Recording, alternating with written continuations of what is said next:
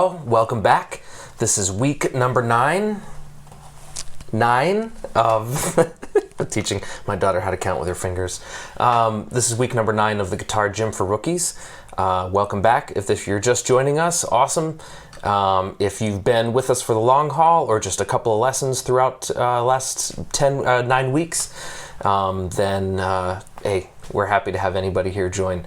The important thing with this course is just remembering that if you feel that sense of difficulty, with one of the exercises, don't worry about it. The most important thing is to keep your spirits up, to keep your will engaged, and to train smart, and that's what we're doing here in this course. Each week we've highlighted a very specific area to talk about, from chords and pentatonic scales to finger picking, how to hold your guitar, positioning, and all of that.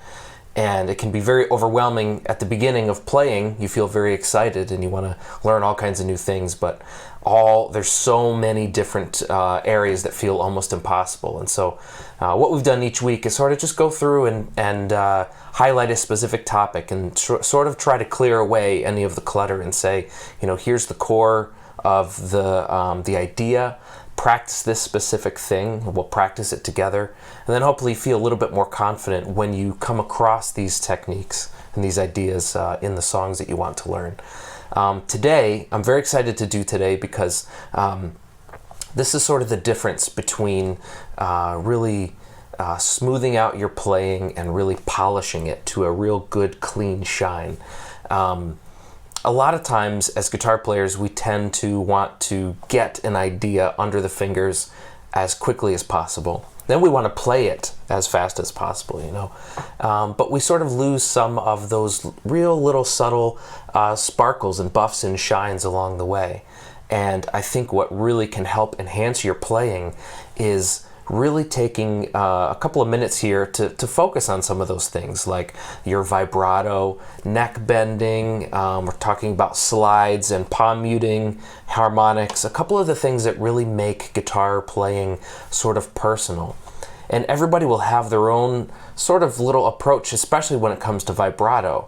You feel it a different way. Every guitar is a little bit different, so you have to play a little bit different. If you're playing on an electric guitar versus an acoustic or a classical with nylon strings, everything's a little bit different. So this is kind of like a cool little way for you to find what your taste is. And the easiest way to find what your taste is to just start taking a mental note anytime you hear a guitar player play something where you're like, ooh, that's cool, what's that? Right? Your ear is starting to pick up on things that you enjoy to listen to. And I think that's sort of the initial indicator onto what your style, your personality, what your taste is. So I started doing that with fingerstyle players, with electric players.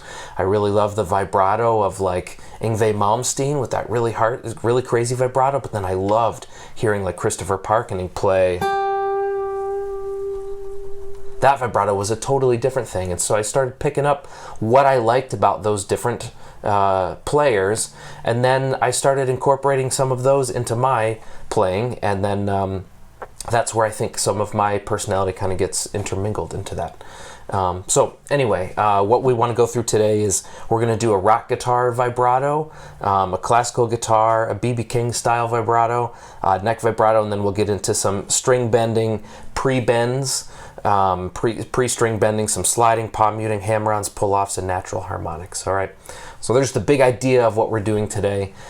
So just remember, if any of these feel a little bit too difficult, especially when it comes to the vibrato, just choose one note to practice the technique. And if you don't get it, that's all right. Close your eyes and listen. Use your ears, listen, because a lot of times we can get stuck on the visual, where is it, and then trying to get the idea really fast. But sometimes just closing your eyes and listening, especially when you're developing your vibrato, that can do more than almost anything else. All right, so let's jump right in. Number 1. Also we have Jason at Jam Play at the helm, so please send any questions to him. So everyone say hi, Jason. All right, so we're going to start number 1 here. This exercise is a rock guitar vibrato, and I thought today we'd use a pick, right? We did a lesson on pick, how to hold your pick, what's the best way to do that, and sort of develop a technique that works for you, so you can refer back to that.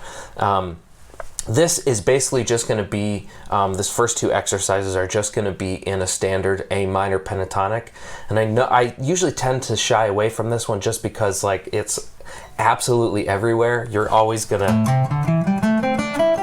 You're gonna hear that and see that everywhere, and sometimes you can get a little bit sick of it, but it has stood the test of time for guitar players because it's just so nice to phrase with. Well, what we want to do is just choose a short section of that, and at the end of each measure, as you'll see, there's like this squiggle wavy line. That's where we're going to apply our vibrato. Now, we'll have to go through what each of the vibratos are, but let's start here. You're basically going to go third finger on the 7th fret on the D string. So you're going to go third finger to first finger, and then back to your third finger again. And then your first finger is going to go all the way up to 5 on the B string. And this might be a little bit weird because you're skipping over the G, but you're going to come right back to it after that. Right? And then we're going to, that's kind of like the call, and then the response is the next measure. Right? And this is just from that scale right there. So we're going to go third, first. So yeah, third finger, first finger on 7 and 5. And then 7, 5, 7, 5, 7. Right? Now, you can hear the difference if I play this.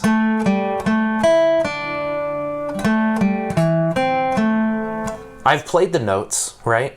But it's missing something. It doesn't quite have, especially if you have any overdrive on with an electric, you're going to notice right away it just feels like it's falling flat. And if you notice that in your playing, start thinking about these little subtleties. Now, a rock guitar vibrato is a little bit different than these others in that it's sort of pulling. Sometimes you'll pull the neck down like that, but it's more almost like shaking the string. There are tons of different vibratos. I just wanted to sort of zero in on a couple of them here, and I understand the rock guitar vibrato to be a little bit more something like that. The first thing that becomes an issue when starting your vibrato is just going way, way too hard. You know, and sometimes you want to do that if you're like reaching up to some epic note, you know, but in general, you want to be a little bit more controlled, right? So think about it this way. When you're going all the way up to here, you're sort of shaking the string. And the way you do that is sort of just pull the string down and don't worry about bending the string back up. What you're doing is actually pulling these top strings, you'll pull them down. You can put it up if you want, but I find it's a little bit easier to kind of pull this down, and then what you do is just release and it'll go back on its own. So don't worry about pulling down and then pulling up and then back, right? It's going to naturally go back to that state. So use that to your advantage. Now, if you're going to these upper strings, sometimes people will say these lower strings here, you'll pull those down, and then the top, these strings here, you'll pull these, you'll bend these up. It really is personal preference. Obviously, if you pull the high E string down, you're off the fretboard, so you have to be careful there.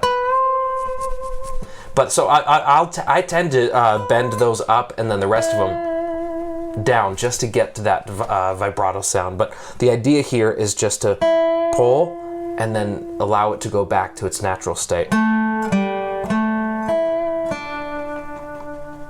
Okay, just like that, and then. So sometimes you just need one to give a little bit, and there's the difference.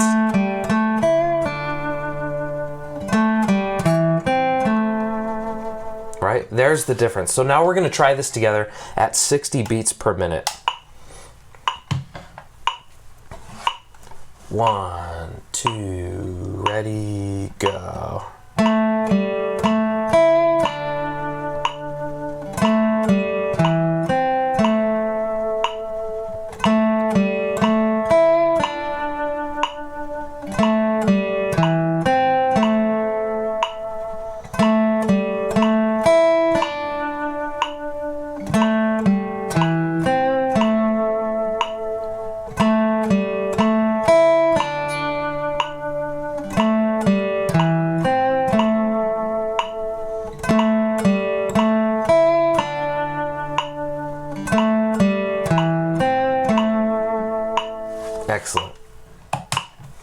now let's, the very next one, number 2, is the classical guitar vibrato. And this one is a little bit different. These, again, may feel very subtle, but this is where sort of like the tone of somebody's voice comes in. It sounds like you're, you know, the idea of these vibratos is really just bending the pitch and then returning to normal, then bending it again. But how you do that has different characters. So for instance, I could go, right? Or I can go, right? The way that I like to think about the classical guitar vibrato, and if you play on a nylon string guitar, it's very, very pronounced. It's a little bit less on a steel string, but it's still great. I use this all the time. And I sort of like to mimic, if you listen to a really, really great singer, like, I don't know, Andre Bocelli does this a lot, great opera singer, where he'll hold out a note, and as the note is sustaining, then the vibrato starts to come in slowly, and then as the note is decaying, then it gets quicker on the. So this is sort of thinking a little bit more vocal, and this can add some lyricism to your playing. So instead of thinking about, right, and just holding out, you know, what you want to do is actually you play a note like this, and then as it decays, it kind of wobbles a little bit more. And you'll notice, I used to practice this a lot with a lot of reverb, because with the reverb, you can really hear the movement back and forth. And that can sort of point you in the right direction. Again, if you close your eyes and just practice that vibrato. With reverb, it really accents that. So what we'll do, the same thing, we're gonna go on the 7, right? And the way that we do this is you actually sort of so you put the pressure down on this 3rd finger here, and then I'm actually just sort of pivoting from there. So it actually looks like the 3rd finger sort of rocking back and forth, but I just plant here, and I actually just sometimes just remove the thumb from the back if I really want to accent it. But you can do that to start, just so you know that it's not pressure on the back of the neck and then trying to also put pressure on this side, because then it sort of just chokes the, it'll choke out kind of the vibrato, right? But you're basically just sort of pivoting back and forth, as opposed to moving the string, you're moving the finger. And that's the main difference between the rock guitar vibrato and your classical guitar vibrato.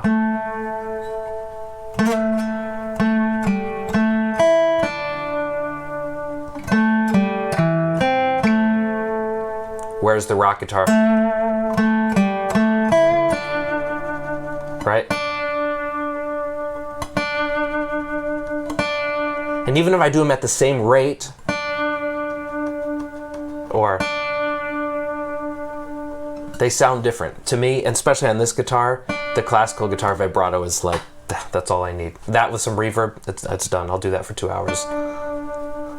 All right, so let's try this together at 60 beats per minute. And remember, when you're practicing this, start with just one note to get comfortable with the difference between the two, all right?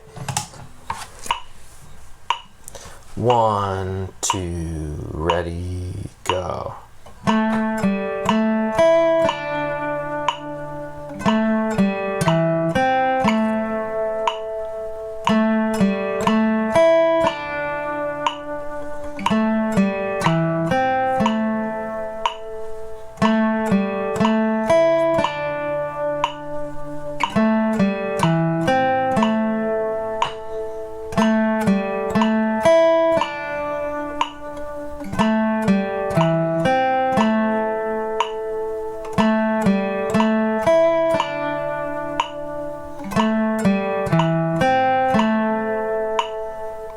Excellent, excellent.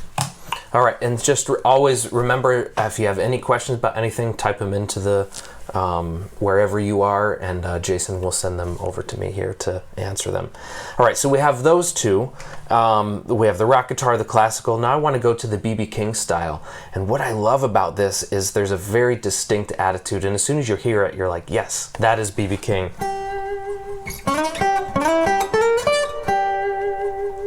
Right, and that is moving the string, but it's a little bit different than sort of rocking it back and forth. So now the rock guitar is sort of just completely moving the string, right? The other one, the classical guitar one, is where you're actually moving the finger, and this one you're doing a little bit of both. So the finger is actually moving the string down this way, but you're pivoting from this part of the hand. And if you've ever played this before, you know it can feel a little bit difficult to get used to this at first. But again, really think about not just the sound of it. When you see it written on tab right there, it just has an 8 with a squiggle, right?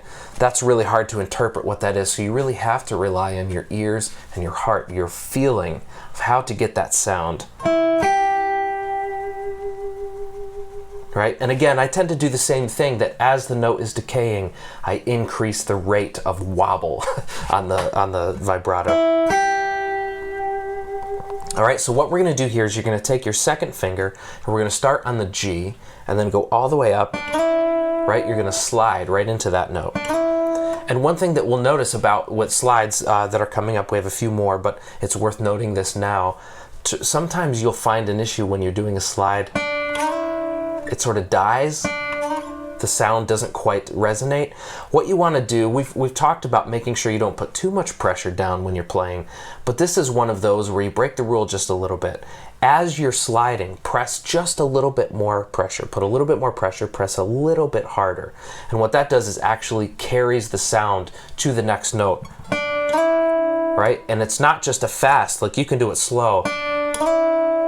Right? It's not just getting to the next note as fast as possible. It doesn't matter how slow you go. You actually have to press a little bit more on your way to the next one, and that will help solve some of those dying slide notes. Right? Okay, so what we're going to do here, right? And then just go ahead and plant, and we're going to actually have to remove the thumb from the back. You put your first finger, you can do this with other fingers. The standard BB King style, I guess, is to do with your index here. And then take this part of your hand, and we're actually, I'm not doing a motion where I'm thinking about going back and forth, back and forth. I'm only moving the hand and then allowing the natural, grab or the pull of the string to return it back. So again, don't think about instead of two motions, back, forth, it's one motion. It's one motion back and then relax, right? And then it'll pull itself back, right? I think that's a key. When I first started to do this, I tried to be in control of the whole thing and nothing worked, right? It's literally just sort of tilting the wrist a little bit and then relaxing it. Tilt, relax. And then getting the exact rate of that, that's where it gets a little bit tricky, but at least understand the real fundamental idea in there. Don't practice it and hope that you get it. Really understand how it works and then practice it, because you don't want to get the mistakes into your muscle memory. Don't practice the mistake, right? The other thing is you want to make sure your wrist is not locked. Every guitar player, all of us, we've said this a lot in this course, that progress as a guitar player is actually a process of subtraction. Progress is a process of subtraction. And that usually means effort or tension. We tend to grip the guitar a couple different ways. I mean, if we're, don't have a strap, or we're just sort of sitting and the guitar neck is falling, sometimes we have to hold the guitar up like this. But in general, we just tend to grip it with the death grip, or just, without realizing it, really start to tense up. And this is an immediate indicator if you have too much tension, because it's just not going to work. You want to relax your hand. It's a very natural movement. So out and back. And then what you're going to do, so start with your second finger on 7, then hit 8 on the 8th fret with your first finger. Okay, and then I go back to my second finger. I have a third listed here. You can do your third finger, or actually, you could do your third finger or your second. Either one will work there. I'll try second finger here. So after I go up to there, then I go to 10, and you'll see the 10 is a little bit smaller, which that just means it's a grace note. So you only strike it on the way to the next note instead of like you're kind of going like that. So. And then go back to your first finger, and then we end with that. So.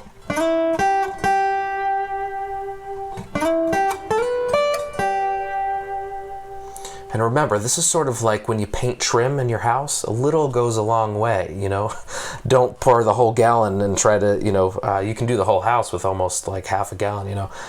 So don't put too much in, right? Just be aware. A little goes a long way. The subtleties we're focusing on, so don't go too crazy with it. Just enough. All right, so let's try this at 60 beats per minute.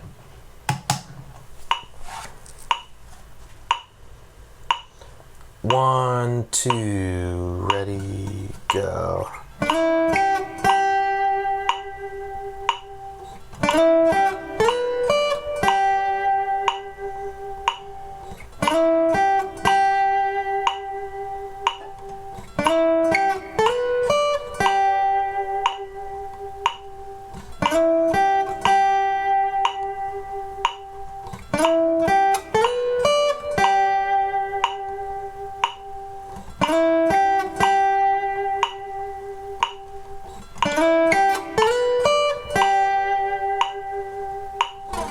Excellent. All right, so just a quick review.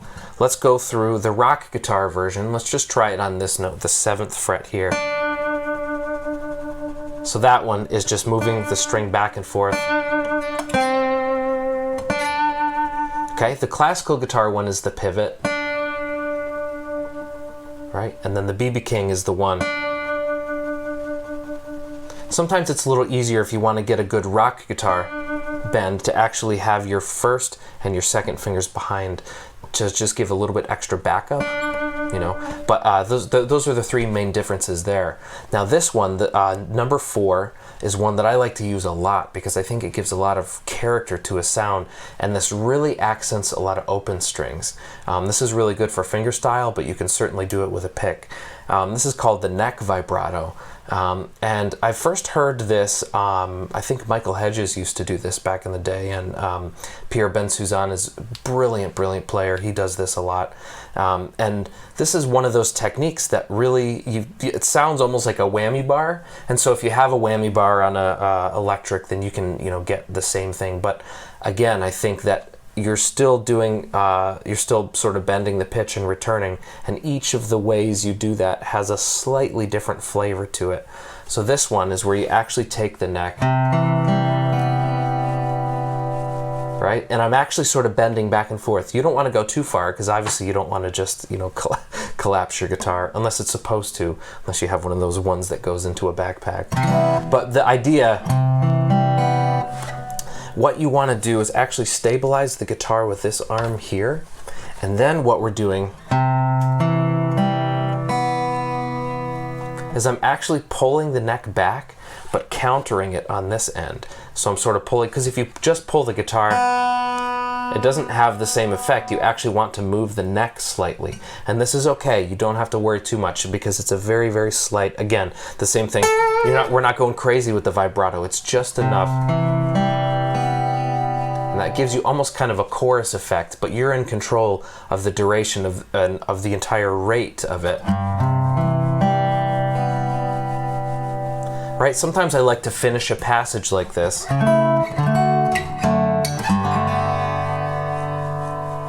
Or like...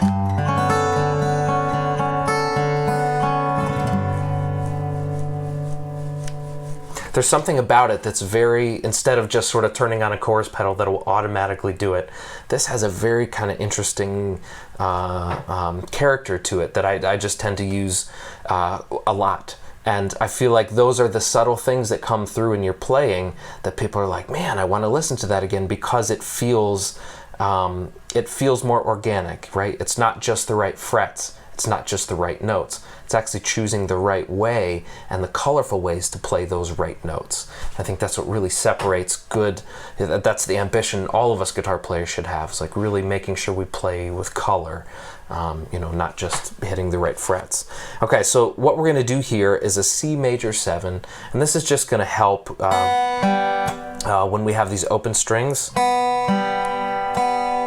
You can certainly do it with fretted notes, but it doesn't quite have the same effect to it. So usually I'll say this, that any notes that are fretted up here or open strings are going to be the ones that benefit the most from this. If you're doing like a chord all the way up here, It's a little bit, but it's not going to be as much as.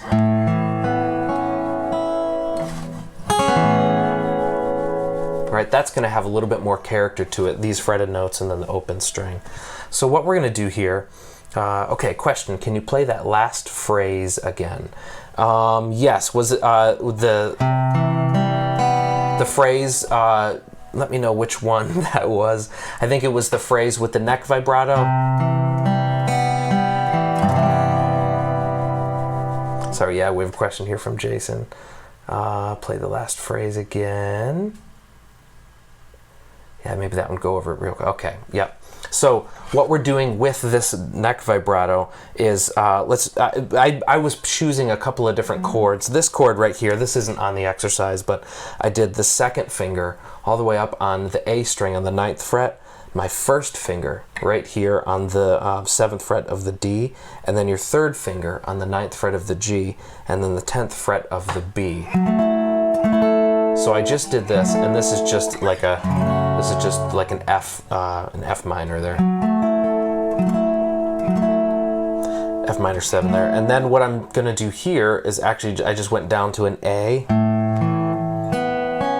and I added the 9 in here. So instead of playing an A, right, I'm gonna do first finger on the D string on the 2nd fret, and then I'm gonna grab the pinky on the 4th fret of the G, and then the 2nd fret right here, right, on the B, and then open E.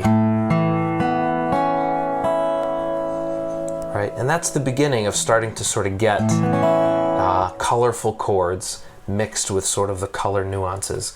I have a course now I recorded with Jam Play in early March called Building Colorful Chords that goes into extreme detail on all of those, building up from what is a chord all the way up to some of the more colorful options that you have. This is one of them that we go through in that. And then I just did a variation here where I actually put my 3rd finger. If you bar the 2nd fret with your 1st finger, and then put your 3rd finger on the G on the 4th fret, and then pinky up here, right, you get a really nice major 9. I really like the voicing of that. That's nice. So what we'll do here in number 4 is we're actually going to go the C major 7. So put your 3rd finger. This is exercise number 4 there. The 3rd finger on your 3rd fret of the A, and then your 2nd finger on the 2nd fret, and then go all the way up and grab these top 2 like this. Now there's a couple different ways you can pick this. I didn't notate that here, but you can basically down, down, up, up. That's how I would do that, down, down, up, up. And there's no real reason why. Sometimes if I'm focusing on low strings and I'm not playing something really, really fast, I mean, I usually try to alternate pick, but for this, it feels more comfortable to do down, down, up, up. And then for this, we're going to a 5-4 open, which is just the 5th fret here. We're sliding this exact shape up 2 frets, and then just have that G ringing open. So we have,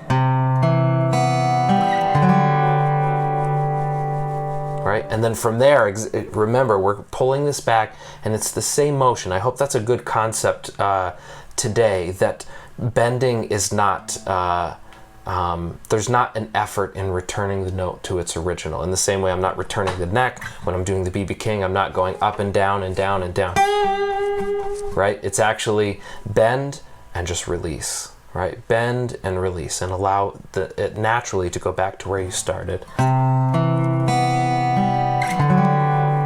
right? And then the next measure right here is going to go your 3rd finger on the 7th fret, and then your 1st finger on the on the 5th fret of the D. And we're going to do the same sequence of these notes down here. And so if this feels a little bit hard to stretch for, that's okay. You can use your pinky, doesn't matter, as long as you get those notes there.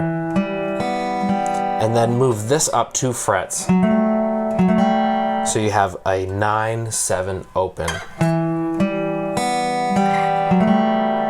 And this is kind of a nice little in E minor. Right? Just a little nice climb up there.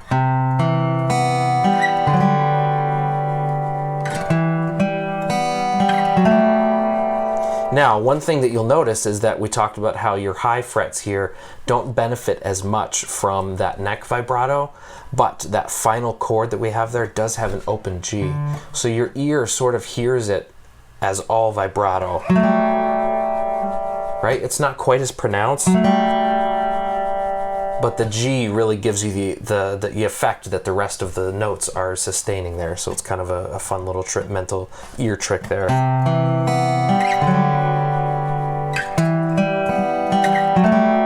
So let's try this together at 60 beats per minute. 1, 2, ready, go.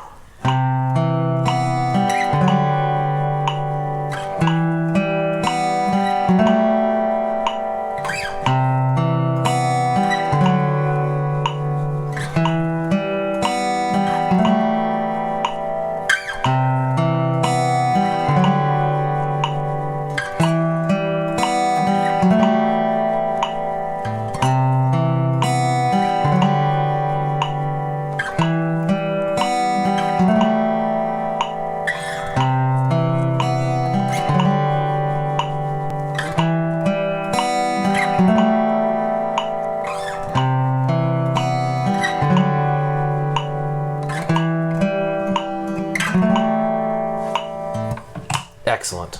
All right, so vibrato is like, it's like salt and pepper. I mean, you put it in almost every dish. You mix to taste, like you don't do too much, but you can get away with quite a bit because I think it's very, it sort of mimics the human voice as we talked about vocally. And slides, and we're gonna get into bends in the next one. So all of these are sort of like spices.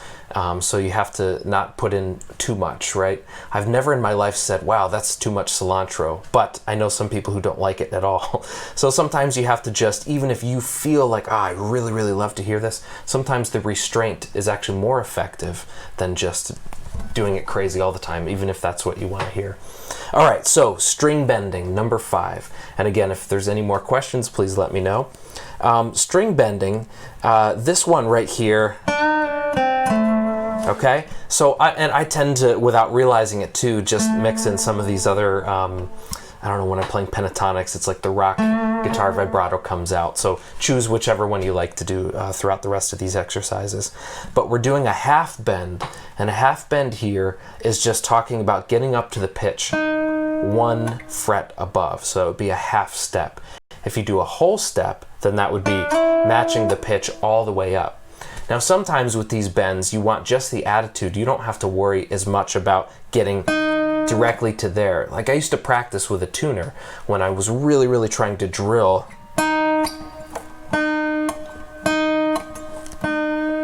Right? Really trying to match that sound. Right? And it can be a little bit harder on an acoustic. Obviously on electric it's a little easier. But sometimes just having, you don't have to worry as much about that with to get that real attitude of the bend, just anywhere. So it's not quite up to this note, but it's higher than this note, so you get a little bit more kind of character out of that. And now with this one, you can push the string up. So if I have my first, second, and third, and this is a really easy thing to do on an electric, or on an acoustic, you can sort of use your first, second, and third to pull this down, right? Right, and then you bend these ones all the way up. And I have a little bit heavier gauge strings on here, so just know that sometimes on an acoustic it can be really, really tricky. So I tend to shy away from full bends on the acoustic unless I'm up here, because it's a little bit easier on the higher strings, the higher frets. Strings are just a little bit looser. So just know that it's not just you if you're struggling with doing the bends on here. The half bends are a little bit easier, but don't worry about trying to get crazy with the full bends. Usually you can accommodate with another technique like the slide or harmonic or something to grab that. But anyway, so we're doing a half bend, and so I'm using my first, second, and third. I have to make sure that I'm just using the first and second as backup. So make sure the main job is this guy right here, because if you start putting too much tension and pressure on first and second, it's going to throw off everything, and then tension gets into the rest of your arms, and then, you know, it's just like putting on the brakes on your bike. You know, you can still do it, but just take the brakes off so you can coast a little bit. All right, so and then I'm going back down. All right, and this again, this is in an A minor pentatonic, and then I'm going. All right, so 5, 8 with my first and my fourth, and then I go up to the 7th fret, and then here it's very easy to go under or over. So that's where I would sort of practice. Play that note, and then just try to match it. Now, one thing that's cool is that if you get comfortable with the rock vibrato, when you do a bend and you're not quite there, that's okay, because you put the vibrato in, and actually you don't really need to target that note because you're sort of going around it. Right? You can hear that. That has some cool sound to it. But for right now, just worry about just getting that up there. So if you need a little bit more backup from first and second, awesome. Just remember, the main job is going to be that third finger. I will say on an acoustic, be careful that if you do too much of that, sometimes the nail can separate from the top of the finger. That can hurt. And I did that years ago when I was practicing this a little bit too much. If that happens, you put Vaseline on it at night before you go to sleep. Put a glove on, and usually it's healed by the morning. Sometimes you might have to do that for another night, but if you have that issue where that comes, that's the best thing you can do, is seal it in Vaseline for a night or two, and you're usually good. Okay, so we're going. Now let's try that at 60 beats per minute. 1, 2, ready, go.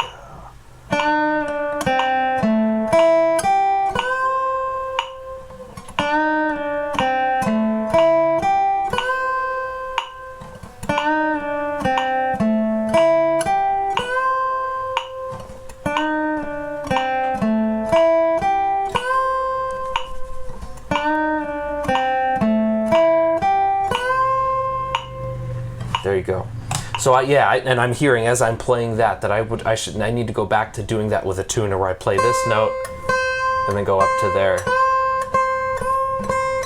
just so I get comfortable going back and forth. So that's something that you always, that's why you go to the gym, right? As many times as you work out, you still need to stay fit. I need to stay fit with those. Okay, so let's go on to the next one. This is called a pre-bend, exercise 6. And what's interesting about this is that you start the note. You don't start here and then bend up. This is another one of those, if you get comfortable knowing where that feel is, you're sort of starting with the note already bent up. All right, so what I'm doing here is I'm actually starting it with it all the way up here and then going back down. So it says here in the tab that you have a half stret or a half bend down, pre-bend there, and it says 7, but you're sort of getting the sound of 8 and then bending down to 7. So I just start with it up here. And I first heard that's a Jimmy Page, I think it's in the Stairway to Heaven solo, that kind of pre-bend thing, which is just a really, really nice effect. I like that. And then I'm going from 5 and I'm just doing a half step there, right? And try as hard as you can not to go, right? For this, what you have to do in this exercise is you actually bend it and then stop the note. You can do two things. You can control down here with the pick, or you can sort of lift here, but you don't lift off the string. If you lift, then you get that sound, right? You want to actually just lift the pressure, but you're still guiding the string back. So I tend to do a combination of the two, and then you go down to here. So again, we're still staying in that A minor pentatonic.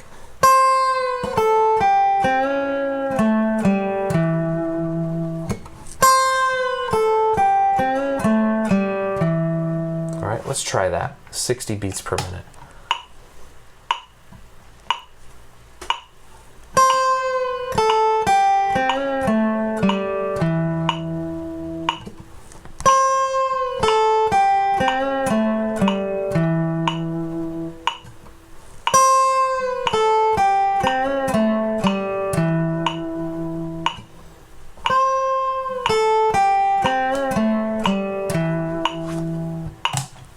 So that's the effect there, that pre-bend. Start with a bend, and you start to get used to it. Each guitar, on my electric, I know where all of those bends are. On the acoustic, it takes a little bit of reacquaintance, and that's good, because you want to have each guitar that you play, you want to be able to find where those sweet spots are. You'll play slightly differently on each guitar, and that's great.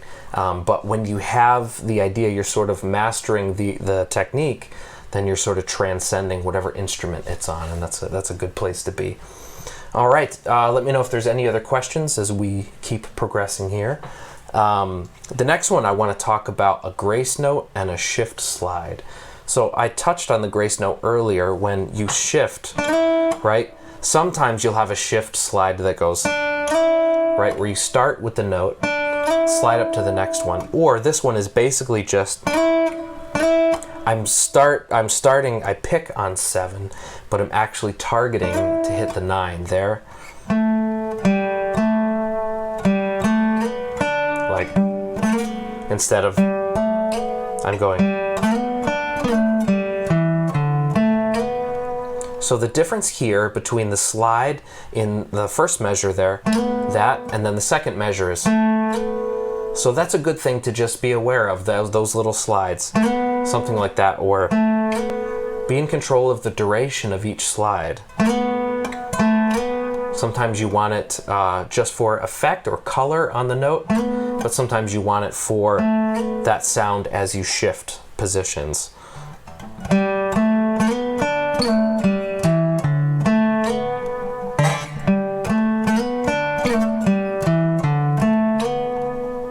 Now we're taking that exact same thing, and I'm just going to go up here. So again, so I'll start with my start with the first finger on the D string on the 5th fret, and then 7, and then I hit 7 again, but quickly slide it up to 9, and then I slide the 9 up with my 3rd finger, and then first finger is going to go on G here, and then on the 7th fret, and then I'm only hitting that 9 just to get back here.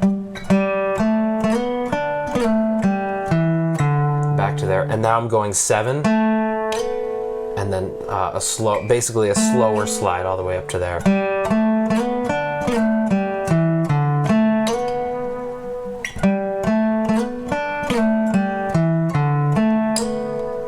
And then we're going to take that same thing. We did a lesson on pentatonics a couple weeks back, and this is sort of coming from that.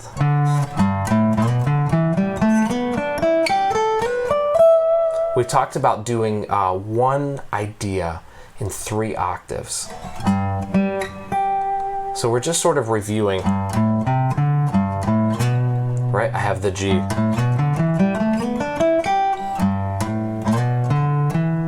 And then I have the same thing. And then the same thing. So that's basically where this is coming from. So if you need to refer back to the pentatonic one, go ahead and do that. I think you can log into Jamplay and do that, or it might be on the Facebook group. Jason maybe can have a link to that, but just know that that's available for you. And now we go up to the 8th fret, and we're going to do the same exact position, changes and everything. It's just on different frets and different strings here. Actually, it does change when you get to the 9 and 7, but the same idea.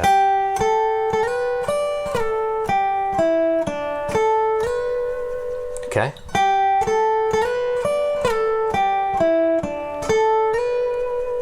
All right, so let's try that at 60 beats per minute. Ready, go.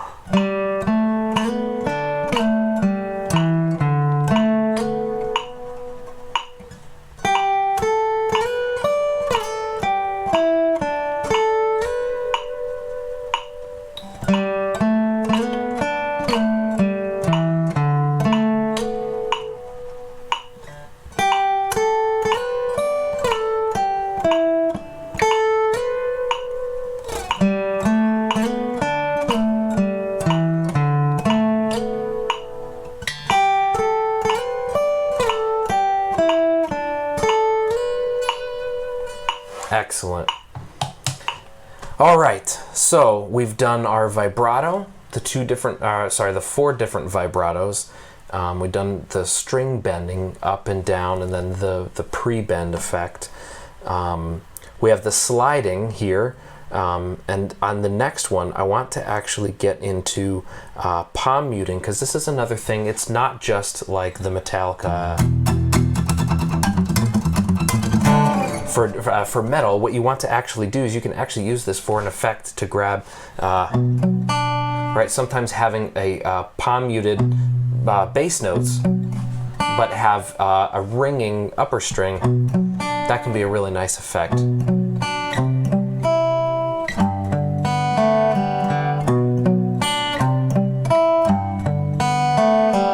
So this exercise is basically starting with your first finger here.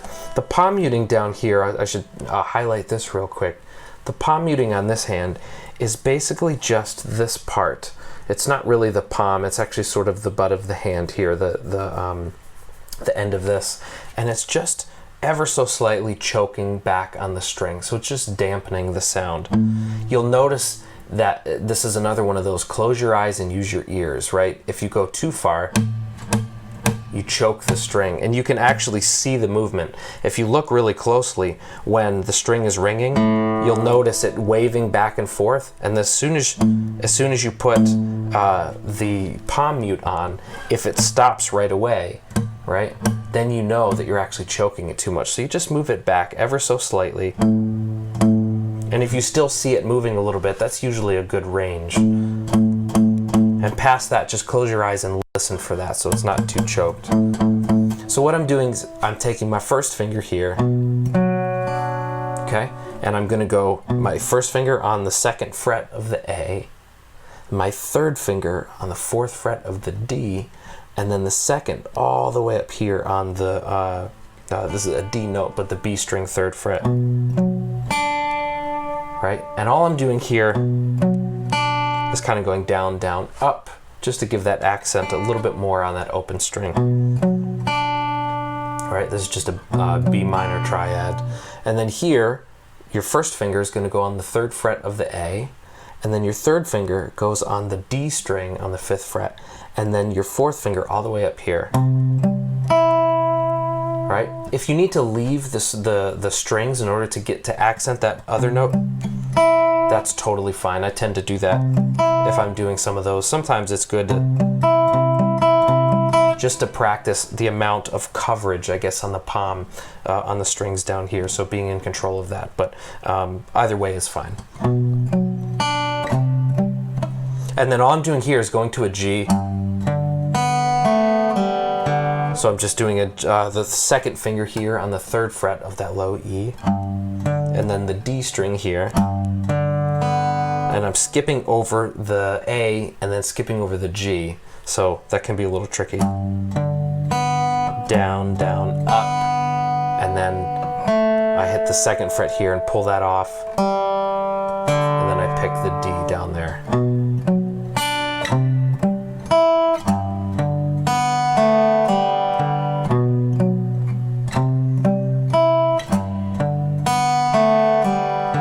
So let's try that. This is in 3/4. 1 and 2 and 3 and all right.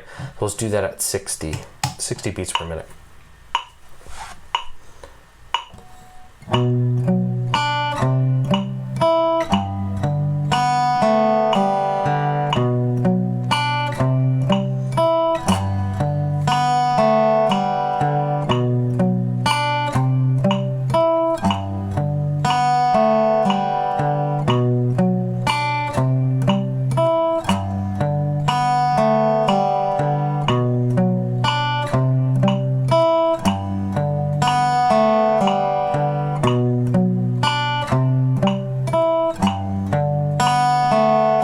One more time.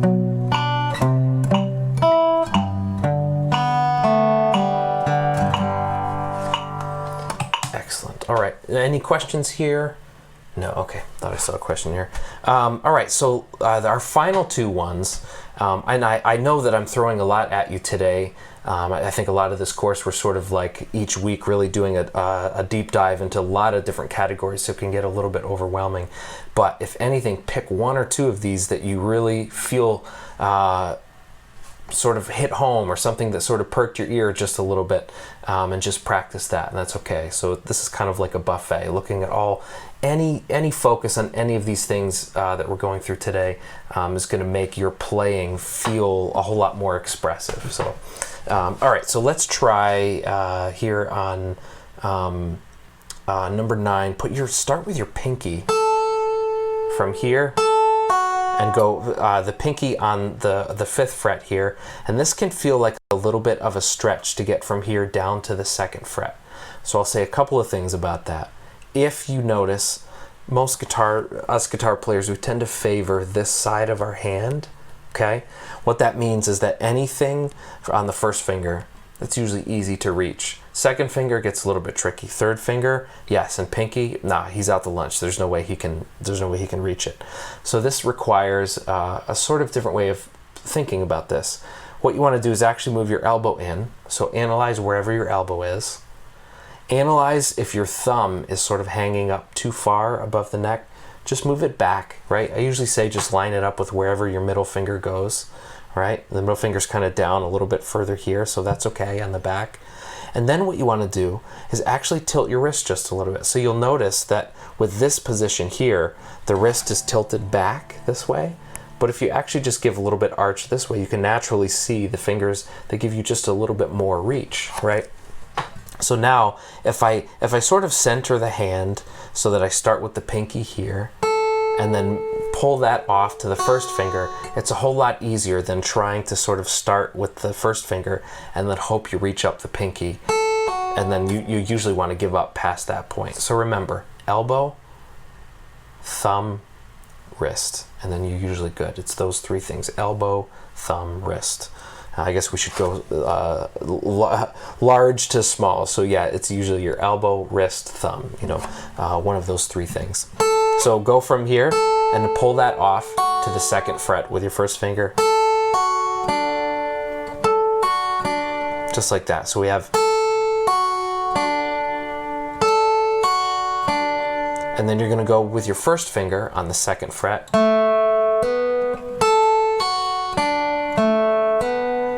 Just like that. So 5, pull off to 2, 3, and then 2, then hammer on to 4. Now, one thing you want to keep in mind with a hammer-on, what we tend to do is play the 1st note really loud in hopes that the sound will actually make the hammer-on louder. And it doesn't always work out that way. Remember we talked about with the slide, if you try to like play really loud and you can sort of lose the sound as you go to the next one. Try this. Play the 1st note of the hammer-on just a little bit lighter, and then think about hammering down a little bit harder with just a little bit more pressure, but not just a little bit more pressure, making sure it's a little bit more pressure, but aim for right before the edge of the fret. Okay? So instead of, and then hoping that you get like that. So hit this just a little bit lighter, and you can sort of start to see how there's an evenness in sound. So again, the 1st note of your hammer-on, play a little bit lighter, and then just try to get a little bit more. It's sort of target practice. It's not as much a strength thing as it is just a precision, right? It's just target practice to the edge, right before the edge of the fret. So I'm going 2, 4 with my 1st, this frets 2 and 4 with my 1st and 3rd. And then I have my 2nd finger, my 4th finger on frets 3 and 5. Right? 1, 3, 2, 4. That's probably a harder one because hammering with the pinky, that can feel really difficult. Remember what we talked about with your elbow, wrist, thumb. That's going to make that hammer, you're going to get a little bit more leverage out of that. And with a hammer-on, you're actually not launching from this knuckle, right? That's sort of, I always say that's like throwing a baseball from your elbow, right? You want to throw it from your shoulder. The shoulder gives you the best amount of trajectory. That's what's happening here. Same thing with finger picking. We talked about making sure you move from this knuckle, not just this middle knuckle, right? And the reason why that's such a big deal is that you don't have to use a whole lot of force on that if you start thinking of this knuckle, using that knuckle for the hammer-on, and then you get really tasteful with that.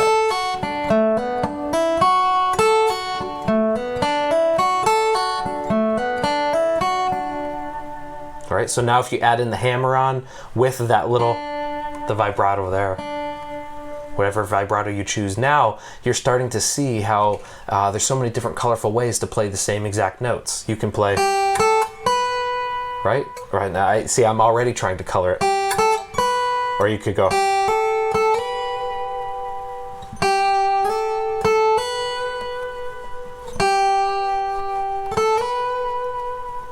Right? There's lots of different ways to really get the character there. So anyway, let's try this at 60 beats per minute.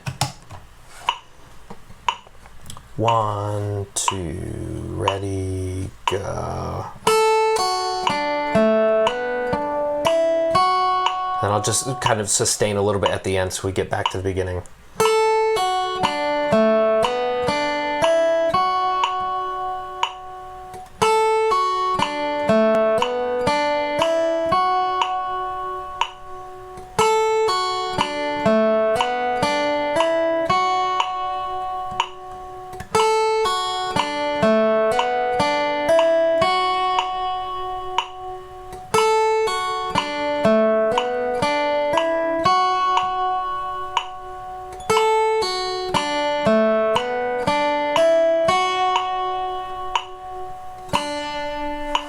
Excellent. Okay, so that's the hammer-ons and pull-offs. You'll notice that your fingers can get a little bit tired with your hammer-ons and pull-offs. I mean, all of these will sort of challenge new muscles. Start to be aware there's a different feeling between strain and just normal workout, right? When you go to the gym, you can tell, man, I really ran too hard. There's like this muscle strain versus a normal, I wouldn't say a pain, but just a sort of stretch, like your muscles stretched. Be aware with all of these, it's very easy to overdo them. So think in those terms. Start thinking, I want to work out, but I don't want to get to the point of pain. So be aware, especially with hammer-ons. You can really do a lot of damage if you go too hard and for too long. Your fingers can get really tired. So just be mindful of that. All right, so the final one is natural harmonics. And what I like about this is you can use kind of melodies with harmonics. And I did a course with Jam Play called Crafting Fingerstyle Melodies, where I start to talk a lot about harmonics. And then I have another course that will be coming out shortly that's sort of 30 fingerstyle licks you have to know and 30 harmonic licks you have to know. So a lot of content is coming out very soon. If it's not out already, that will go into all of this stuff in a little bit more detail. But here's kind of a little snippet. I'm going to start on the 12th fret of the B, right? And then I'm going to go to the 7th fret of the D, and then I'm going to go to the 12th fret of the G, and then to the D. So sort of like the clocks, right? You ever hear that? Right. So what you want to do here is a harmonic. What's really important about this is you're not pressing the note. You go right above the fret bar. If you're going to press the note, we usually talk about pressing right behind the bar. If you're going to do the harmonic, you actually go directly above the bar and just touch the string and then leave. Don't worry about trying to keep it there or put any pressure on it. You'll choke the harmonic if you try to do that. So what you want to do is, as soon as it's ringing out, then you let it go. So you have the 12th fret on the B, and then I'm going up to the 5th fret, and you'll notice the 5th fret's a little bit harder to do. So I recommend whenever you're doing harmonics that are like the 7th fret or the 5th fret, because you can do them all over, but those are the most common ones. From here, the farther back you go, it's going to be easier to get a good sound out of the higher harmonics, the higher pitched harmonics. So the difference between this and then the same amount of pressure but down here, you can hear a big difference. So just know that as you're going through, sometimes just moving the color down here can actually accent the notes that you want in a new way. And then I'm going 5, 7 on the B, then 12 on the E, and then I'm going to the 7th fret of the D, and then ending with a D chord there.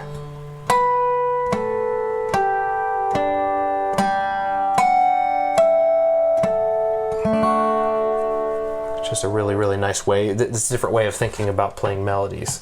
Let's try that together now at 60 beats per minute. Yep. 1, 2, ready, go.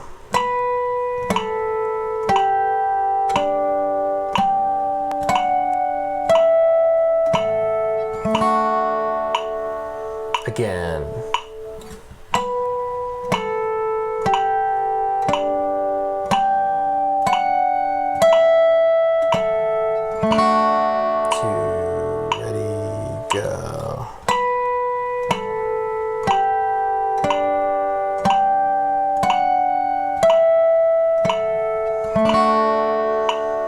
Last time, go.